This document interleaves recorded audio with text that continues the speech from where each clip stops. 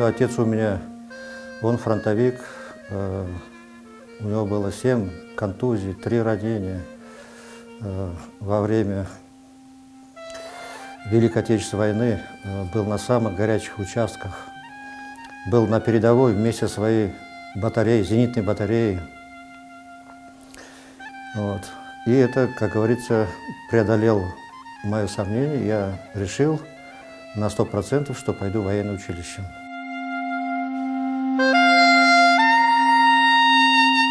Попал по распределению в Белорусский военный округ на должность командира взвода. Там прослужил 4 года.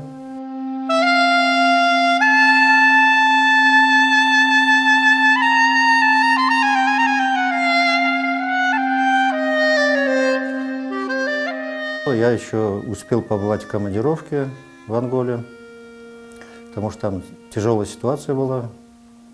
И как спецкомандировка называлась. Оно предполагало всякую секретность, поэтому нас туда закинули под видом советских спортсменов. Ну, сейчас для этого уже не секрет, а в то время, да, конечно, все были в трико одеты, жили в гостинице.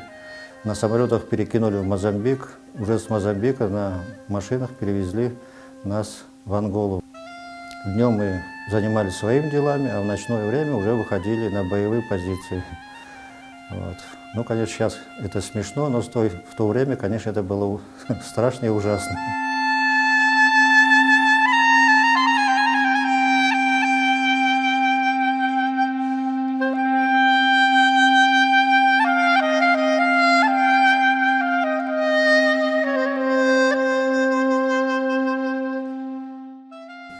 И пришлось письмо писать прямо на имя министра обороны.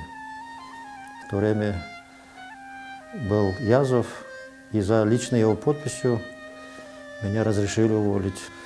Крым – это родина наша, крымских татар, поэтому в любом случае надо ехать, в каких бы условиях мы ни жили, но все равно мы-то прорвемся, получим участки, построимся, всем на зависть, как говорится. Поэтому я выбрал именно Крым.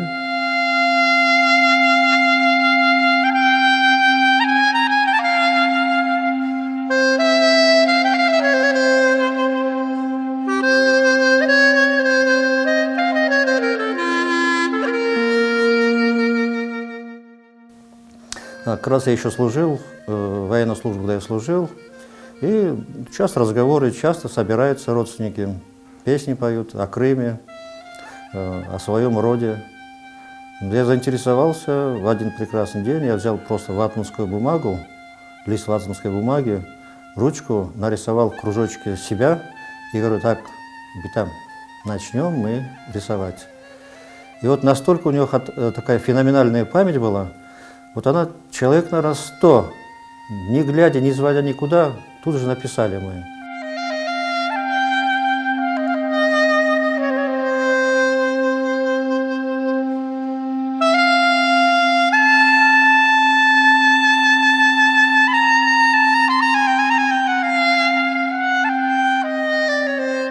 Три брата было яшлавских.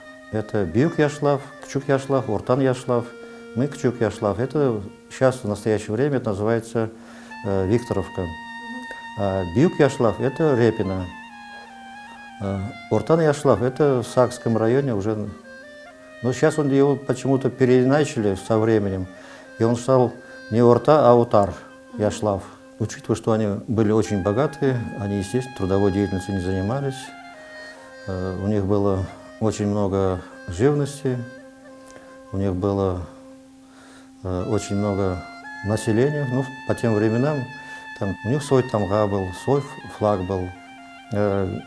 Моя бабушка говорила, что прадед на своем личном, там, 3 или 4 верблюдов, 5 или 6 лошадей, он совершал хадж.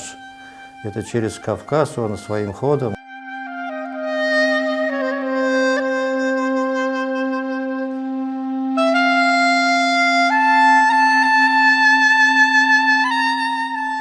В подростковом возрасте, ну, лет, наверное, в 16-17 она переехала в Симферополь. Почему? Потому что она поступила в медицинское училище.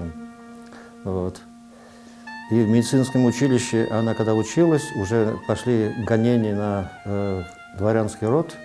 И она вынуждена была, не только она, а все братья и сестры были вынуждены поменять свою фамилию. И она с Яшлавских стала Фазыловой. Благодаря тому, что они сменили фамилию, поэтому они остались здесь.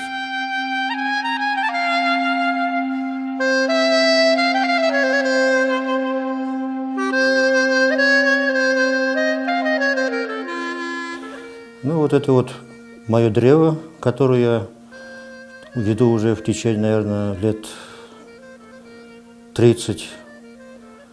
Вот это вот моя бабушка, с которой я начал. Вот моя бабушка Зейнеп Яшлавская, она дала толчок для того, чтобы я начал заниматься своим древом. Ну вот это наш прадедушка, его братья Адель, Ариф.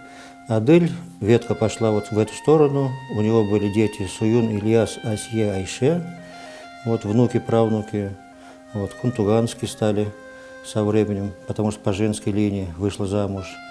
Значит, справа это Ариф, братишка, его дети, вот их было 1, 2, 3, 4, 5, 6, 7, вот, это ихняя ветка. Вот, это Асанбея, ветка наша.